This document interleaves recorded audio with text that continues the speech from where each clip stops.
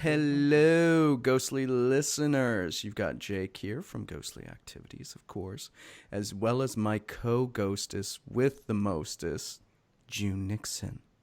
Hello. It's so wonderful to be here.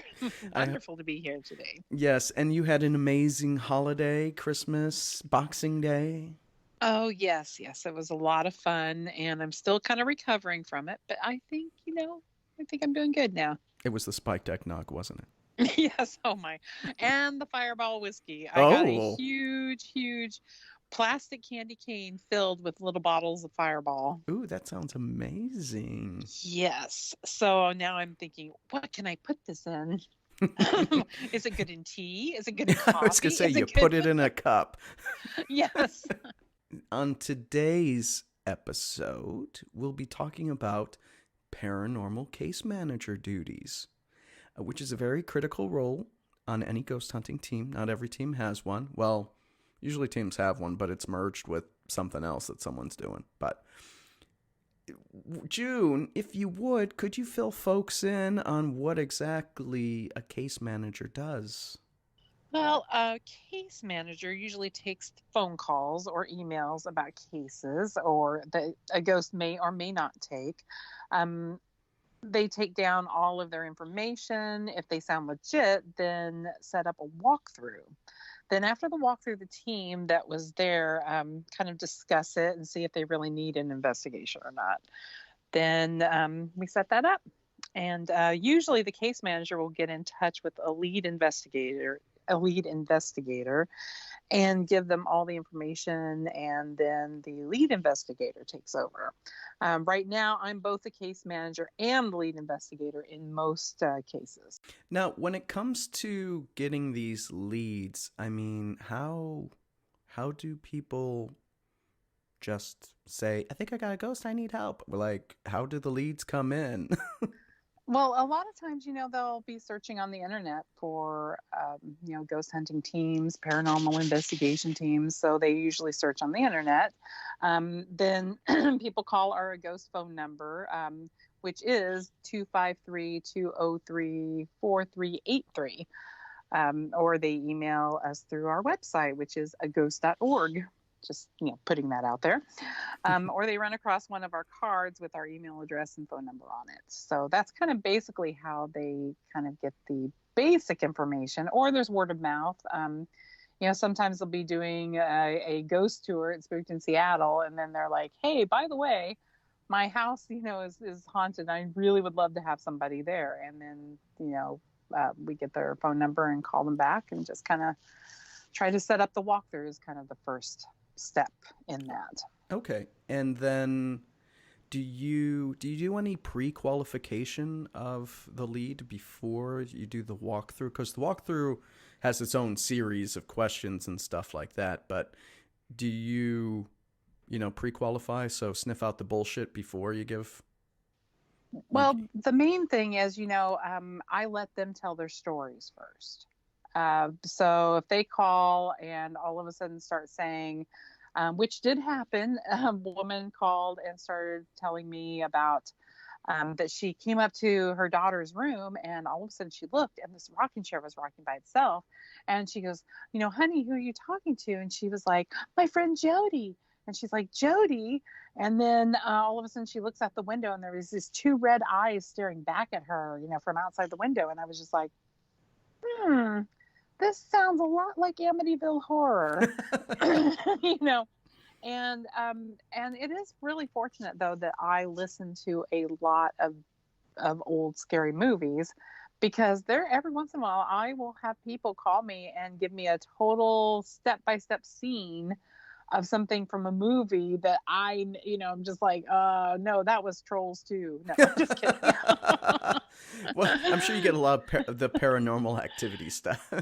Yes. Yeah, exactly. And it's really something, because I'm like, well, so, tell me, yeah, it's bad because, if they really are sincere, are they having mental, difficulties in discerning, reality from, you know, non-reality? I mean, are they having this trouble?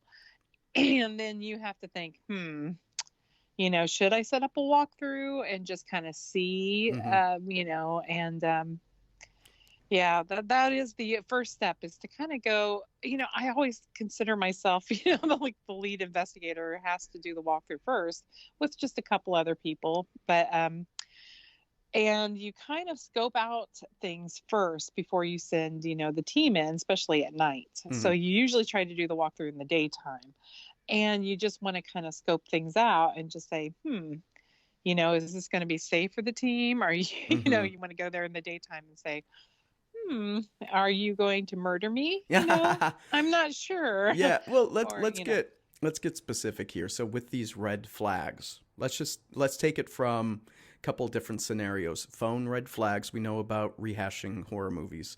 Then you've got coming up to the property red flags, and then we've got stuff for the walkthrough. I can even throw another thing for the phone red flags.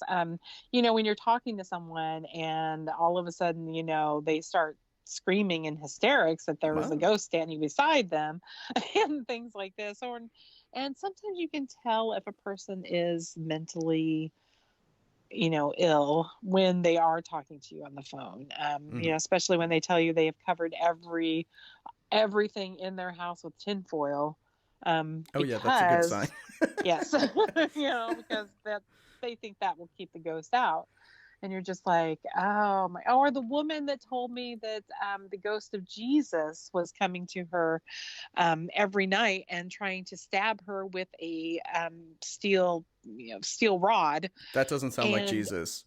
no, he was trying to stab her because she killed her neighbor's cat a couple of years ago. So this has been going on for almost 2 years, and she would like us to come out and see if we can reason with Jesus to stop trying to stab her with a spear. I, Basically, I I, think it I, was a spear. I would say Jesus Yeah. would just kind of like snap his fingers and that would be the end of us. So one does Well, not negotiate yes. with Jesus. Well, I would just, I asked her if she went to church, and she said, well, I don't do it too much. And I said, well, I think this would be a really good thing to talk over with the clergy, because they have the authority to say, I think you need a little extra help. Hmm. And so, but anyway, I just have to say that with the phone, you can really discern a lot of, Hmm. you can, just say, okay, yeah, well, we are so busy right now. I don't think we're going to be able to get to you for at least, 4 or 5 months. But in between those times, so here is a journal that you can fill out with anything that happens. And if you're still interested after, 4 months, try to call us again and we'll see, then usually they give up. Hmm. If not, then it's just like, oh, crap. Yeah. But, Yeah. But when say that. red flags say as you're Yes. pulling up to the property now. Oh, yes. And this has happened to us too, where we've been to this one property and they neglected to tell us that there was like this whole commune living around the property with tents and RVs and farm equipment everywhere. I mean, talking sharp, rusty, blades and things like that sticking, by the sidewalks. And you go Okay. in the house and there's farm equipment in there. Oh And wow. like, yeah, it's a little scary, but, Yeah, but, that's definitely sounds Texas Chainsaw Massacre yes, and it was Wrong a little Turn. nerdy. Exactly. It's like, well, look at the time. Hmm. But I think a lot of red flags for investigations, when you start hearing terms like, my husband or wife doesn't want this. And Mm. there's like some conflict there. My husband or wife does not believe this is going on. That's kind of a red flag for us because we don't want to be in some sort of domestic dispute when we get there and they're starting to yell, which has happened, Hmm. that the husband or wife does not want us there, which makes us a little, nervous. Also, if we go in and they're like, oh, I love ghost adventures, it's like, Yes. that's a little red flag. Yeah. So for me, when it comes to the red flags, there's a lot of ghost media out there nowadays, so people are more Mhm. familiar with the terms. But to me, when people start saying other, like not using ghost, but specter, entity, phantom, means they Mm-hmm. might have absorbed too much pop culture ghost Right. media, and it might be because I had a case like that where they just wanted to see ghost hunters like at Mm-hmm. work. Yeah. And let's invite our whole family over so they can watch the ghost hunters at work. Yes, Mm-hmm. we've had that too. Um, yes, believe me, it's just like, I'm sorry, but we need to have as less people here as possible. Mm-hmm. Also too, if we hear, well, I've contacted the media about this. And it's like, Oh. oh, Oh. you have. And so, it's just like, Yeah, are is yeah, yeah. when I've had that experience, it hasn't been a private residence. Mm-hmm. It's either a business or like a nonprofit museum, something like that. And they're just looking for a little extra publicity, because it's good for business. You usually don't get that with private residences too much, though. Yeah. Residentials, it's a whole different thing. That's like, if a person has contacted the media, that usually means they want to be on one of the ghost shows. Mm-hmm. Yeah. One of those things. Or if they send us a picture of the alleged ghost, in quotes, and for sure that it's a ghost app picture. Mm-hmm. There are so many ghost apps out there that can put a nice little specter in your picture and you can send it off. And thankfully, I try to get as many of those as possible so I can see all the different ghosts. I was just going to say another thing though too is when we receive about 20 pictures of orbs or visual matrixing where they are seeing something and you can't see it. That can be a red flag that the people want attention or just really want it to be true. So bad that they are just sending us, these things and like want you to see what they're seeing, and you're like, I'm sorry, you even try to tell them it's a lens flare from the light or something like that. Mm-hmm. Now, still on the red flag area topic, I do this. I have a safe word if it's something we need to get out, and that is I need new batteries. Yeah, that's really a good one. It's probably better than bananas. Hey, I need some bananas from the store. Yeah, me too. Let's leave. Yeah, it's like I have to get some batteries from the car, which is Yeah, the code word for shit's not right. We gotta go. yeah. We have to leave. Because it And happens. yeah.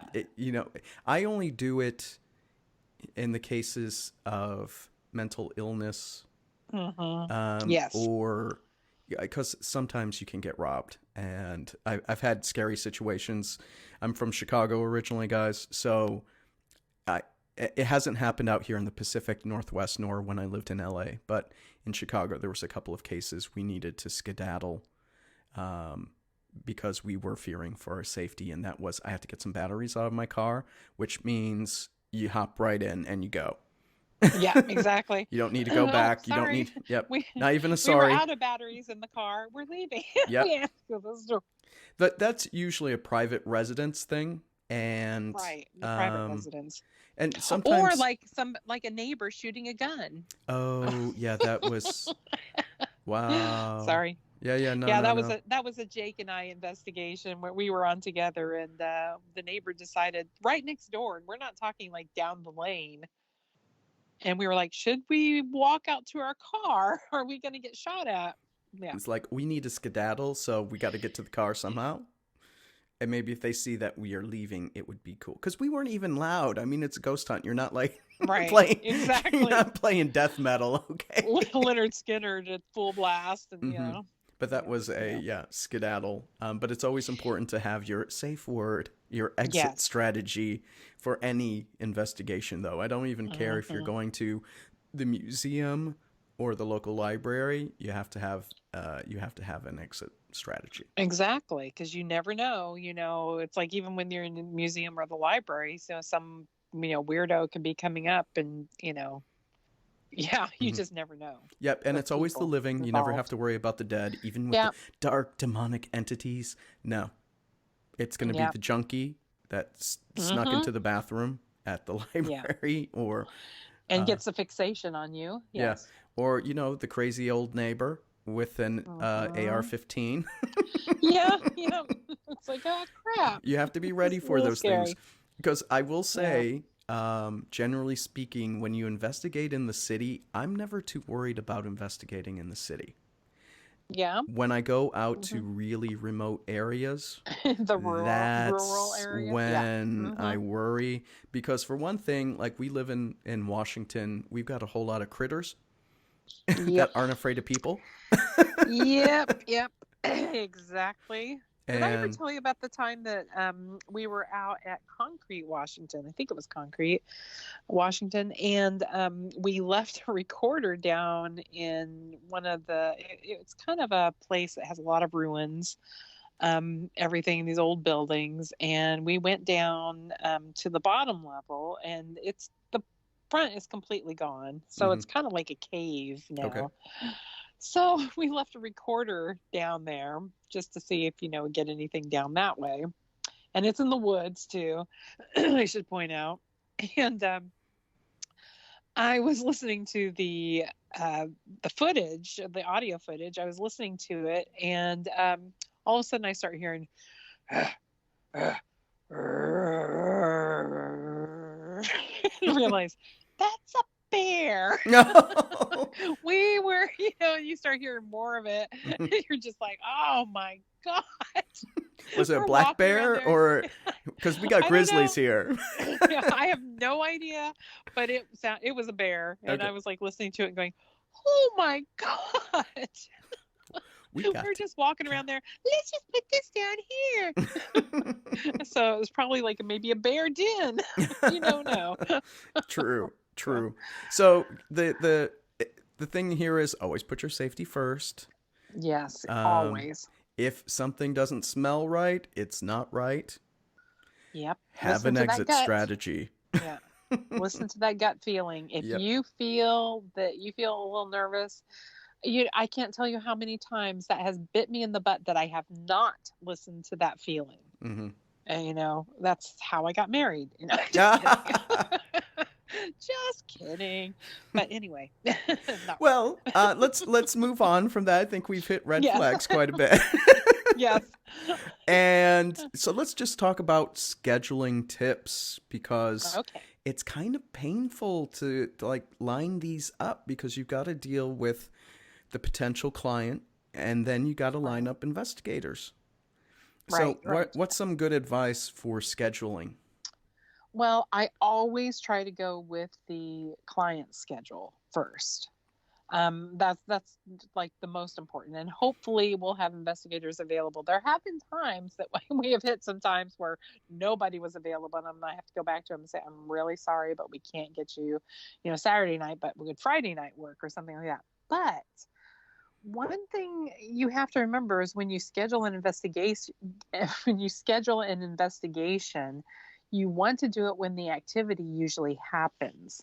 So if the activity is 10 o'clock in the morning, you want to schedule it at that time. You don't want to say, well, the activity is at 10 o'clock in the morning, but let's schedule it at 9 o'clock at night. Mm-hmm. um, I mean, I think that's really important too. You just got to find out when it usually happens. Um, and Also, don't tell the client an ending time. You might be getting a lot of activity around the time you all tell them that you're going to end, and then the client kind of gets a little irritated with you and things like that. So if you just tell them that it's usually around 4 to 8 hours, Mm-hmm. kind of give you a broad spectrum. A lot of times, we end after 4 hours. Um, and that's usually a minimum of amount of time. We'll maybe start at 7 and, into, I mean, it just, So, but yeah. that's for the investigation proper, not Yes, necessarily yes, the yes, walkthrough. exactly. No, the walkthrough, we usually always schedule. Usually, we always try to schedule it in the daytime when there's some light. It's kind of hard to do that in the wintertime a lot of times, but you want to get a good feel of the property. You want to take lots of pictures, or video too. And, I think that's really important just to kind of see what everything looks like, if it's, what the area is like. Um, But the walkthrough, yeah, we usually do, or sometimes on a weeknight, and it usually lasts for an hour or two at the most. Um, and I try to schedule actually walkthroughs on a Saturday or Sunday morning, a lot morning-ish, Mm-hmm. around 11:30, or sometimes noon or 1.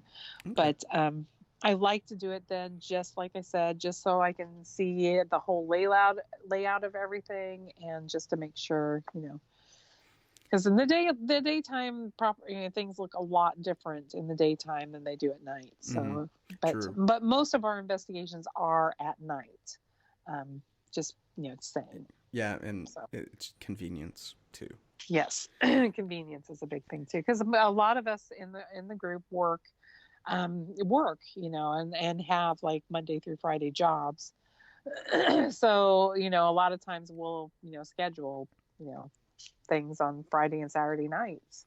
And there are exceptions to that, though. Mm-hmm. Well, I mean, especially at this time of the year, with it being the holidays, people take the time off, so it's easier to get in. But on the subject of walkthroughs, a ghost has this wonderful form. So let's just talk about the importance of walkthrough questions. For a walkthrough, we just kind of take all basic measurements when we get there. But when I first get there, I usually kind of sit them down, make them feel at ease, because they are really nervous. Usually, a lot of times, they're having strangers in their home, and also strangers that are ghost hunting. It's even are these people really weirdos? But I kind of sit down with all of our questions. We have about 3 pages of questions, I'd say, um, and this is where we kind of test them for inconsistencies too, because some of our questions are worded to where, um, different ways. And so we'll just see how they answer each of the questions and things like that. But we kind of ask them, if they're on any medications, is there mental illness in the family? And that's another thing we do when we ask these questions in writing. Our investigators are going through taking the basic in readings, like electromagnetic field readings, carbon monoxide readings, um, temperature readings, just kind of getting a basic line on what it usually is. But sometimes that when we do a walkthrough, it could turn into a little investigation, because we might be getting some really strange readings. It's like, where is this coming from? Why did all of a sudden the electromagnetic field detector, shoot up to, 160 in this one area, and now it's completely gone. And then we're getting these hits, and, somebody felt like they got their hair pulled. It's like, okay, because we're not going to all of a sudden, if this stuff is happening, we're not going to all of a sudden say, well, we'll just stop here and then we'll come back for the investigation. I'm sure the stuff will still be going on, because, like I said, it could turn into an investigation. We had a walkthrough one time where all of a sudden we got a lot of EVPs at this walkthrough, and then at the investigation we got absolutely nothing. So, like I Yeah, said, when something happens, you want to take that opportunity and not just say, oh, we'll finish it up when we go into the investigation. yeah, and a lot of times I find when you have activity during the walkthrough, which is usually done during the day, is it goes along with what we said earlier. That's when the ghosts are active, Yeah. and not at night, because a lot of ghosts, I would say more so with residual type hauntings, Mm-hmm. they happen at the time when the ghost was alive. And so if Right. you got clanging in the kitchen at lunchtime, and you know that it used to be a like bed and breakfast something back in the day, I Mm-hmm. don't know why you would investigate at night, because everyone would have been asleep. So next up is, let's just talk about the team going to investigate. What is there a good rule of thumb for how many investigators to take? Well, for a walkthrough, it's really nice to have about 4 investigators actually for a walkthrough. 2 is the minimum. You never go through a walkthrough alone. That is a big, big no-no. I can honestly say. You should always have one other person with you for safety reasons and, just for credibility reasons. So if something else does happen, they're a witness to it. But I like to have four people with me on walkthroughs. I like to have one person sitting with me when I'm asking all the questions and things like that, because I set out a Mel meter or, some kind of tri-field meter, and some other instruments around me. But I don't pay attention to those instruments because I'm focused on the client when I'm asking the questions. And so I like somebody to sit with me and like watch everything around me, watch their facial expressions, watch, see if the cats do, to see if the animals, I like them to kind of observe everything, make sure they watch the EMF detectors or their carbon, I won't have the carbon monoxide detector out, but I'm just talking any other instruments that I have out while I'm asking them questions. I really like that. So, but the other two, I'd like to at least have one person that's kind of drawing a map of the house, and where kind of the hot spots are, where the activity is. You don't know that yet, but they're mapping out the place when they're going through. And then the other person taking the basic readings of, the electromagnetic field. And, we do like to take carbon monoxide, and sometimes we'll even use the ion meter just to kind of see if it's like a high electricity content in the house. A lot of times too, it's like you have the EMF reading, you're going through the house, and then all of a sudden it's like you may go walk into a room that has, this is what happened with a walkthrough we had about 3 or 4 weeks ago. Went into the bedroom, and this is where she's seeing most of the activity. And the EMF meter was off the charts. And anything, the whole room was just a big EMF fear cage.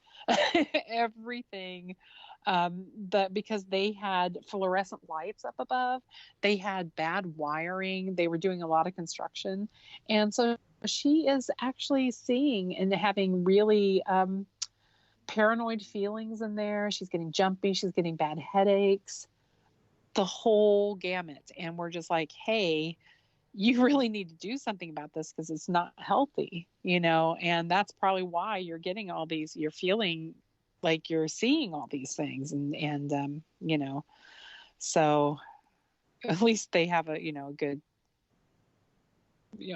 second opinion, I guess, basically, to say, hey, you really need to do something about this fast, because those fluorescent lights have got to go, because they are putting off EMF even when they're not on. So yeah, it was crazy. So you're like, of course you're getting, you're feeling unease and you're feeling, but nowhere else in the house. So for me, I prefer to have the walkthrough questionnaire filled out in advance. Yeah. Sometimes I do that. But, and then kind of go over the questions with them when you get there, because, but sometimes it just gives them a little too much time to think about the questions, and it's just kind of good to kind of get it on the fly, I guess, basically. For me, everybody's different, but there are sometimes I will have them fill it out first, especially if we are going to be driving a little distance. I want them to have it filled out. I want them to fill it out and send it back to me, just so I can look at everything first. Yeah. And the other thing is, I don't like to do a walkthrough and then go into immediate investigation. I get it if stuff's happening while you're doing the walkthrough, cool. But I don't like to do a walkthrough and investigation back to back. Sometimes you have to because of the remoteness of the location. Right. Yeah. But that's another thing I prefer not to do. Yeah, if we are driving, like say 50 to 100 miles, sometimes I will, try to get there really early and do a walkthrough. If we are doing something like that, I always have them send me pictures of the place and the surrounding areas, just to make sure we're not walking into, something a little scary, basically. But and I've talked to them usually at that point on the phone quite a bit, and hopefully, I'm a semi good judge of character, which always bites me in the butt too sometimes. But yeah, I'm kind of, yeah, it's a distance thing too. But there are some times, even if it is a distance, I'll just do a walkthrough first, just to kind of see what we have, and Hmm. then see what we can set up with more people on the team. Okay, But yeah.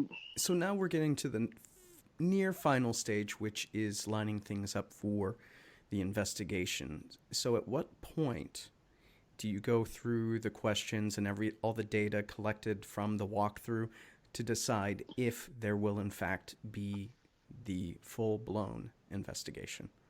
Right. Well, that is one thing that this is one thing I really try to do quickly. As soon as the walkthrough's over, to try to listen, because I do record everything and I video everything. So I try to record it, because there are sometimes when you're going through the questions with somebody and you might hear another voice, answering some of these questions too, which is amazing and very cool. But I try to go through everything and try to do it as quickly as possible. And then I'll say, okay, yeah, I think this would be great to do an investigation here.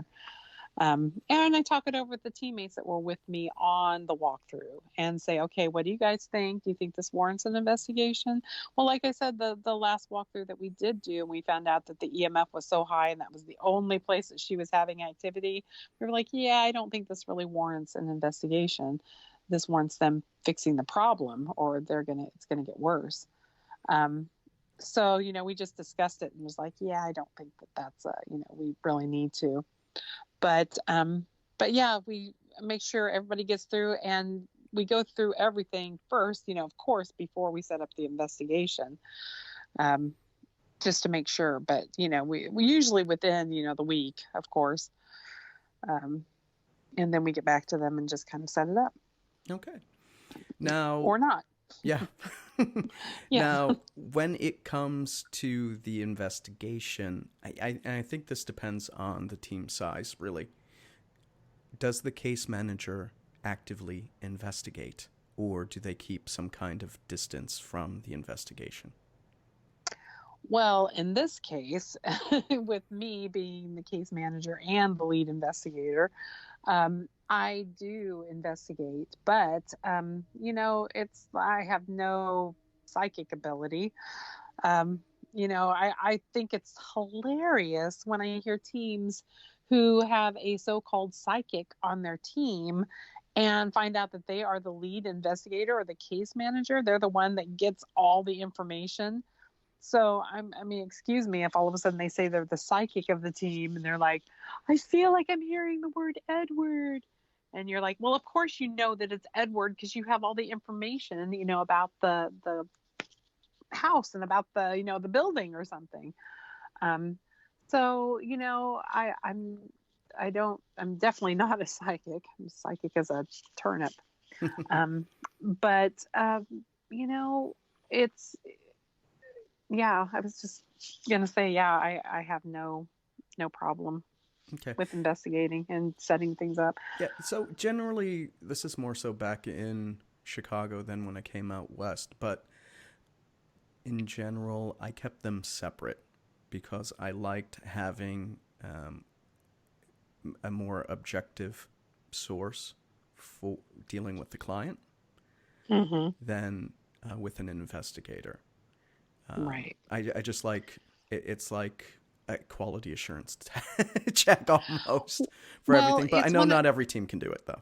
right. Well, it's one of those things too where I never tell anybody anything about the case. And even if they, did ask me questions, I wouldn't tell them until we've gone through it, the house or the business first. And then after we investigate a little bit, then we usually have the owners kind of sit down with everybody and tell the stories of what they think is going on, and everything. When it comes to, I think, one person that does need to know more details about the case up front, I would say it's the tech manager because they've got to lug all the gear and you need to have the right gear and you have to know which experiments will be run. so you have the right data collection. That should be, I think, a little more prominent. I really do. I think that that should be something that, or the lead investigator needs to tell them. It's like, okay, we're going to need a lot more audio for this case because, Mm-hmm. that's going to be the big thing right Yep. there. And most of it needs to be set up in the master bedroom, Mm-hmm. or where we're going to have we need a lot more audio in these two rooms. That needs to Mm-hmm. be done, I think, a lot more. When it comes to like hybrid roles, I'm totally into the case manager being the research manager, because then you get the witness accounts, and you can go through and see how that jives with what you're pulling up from the archives or from other research. So I think those two are perfect to go together. Tech manager needs to know some, but I am on the side of I like the investigators not to know so much about the location. Though, once they know the street address, they can Google it. Well, see, that's why when we have an investigation, we don't tell anybody anything. And we meet someplace to where they, it's pretty close to the house, but they don't know the house. And then we usually have everybody follow us over there. So it's one of those things where they really don't have time to Google anything or any of the information. So we try to make them go in blind as possible. And especially, like I said, the people that consider themselves a little more sensitive. Mm-hmm. We want them to have, for credibility reasons, we want them to say, all of a sudden they say, I feel like this was on the side of, an old Indian burial ground. And I'm like, sure enough, this used to be, the Duwamish tribes, stomping ground at one time. I don't know if it was a burial ground, but, I mean, things like that. It's like, we just want to make sure that they have as less information as possible. Correct. And, so definitely. Now, this next topic is a bit of we could debate the subject quite a bit. Okay. Because I have very firm beliefs on this one. Is who writes the client's final report? Is it the case manager or is it the lead investigator? Well, technically, I believe it should be the lead investigator, because they were there. Yeah, they were there and they went through everything. And yeah, technically, I do believe it should be the lead investigator. The case manager should just be getting all the information and giving it to the lead investigator. Yeah, but when it comes to, like, if you're watching the shows, the reveal, but the delivery of the report, I always think case manager and lead investigator should go over the findings with the client. And occasionally, depending on what happens, if you've got an evidence analyst, I like to have investigators that are skilled in audio or video or imagery. To bring them, like if you get a lot of video evidence, it's always good to have the person that did the video, cut the video and stuff, to explain what's going on or showcase it, because the lead investigator may not have recorded the video. You know what I'm saying? That's true. That's true. I do like somewhat specialized roles within a team.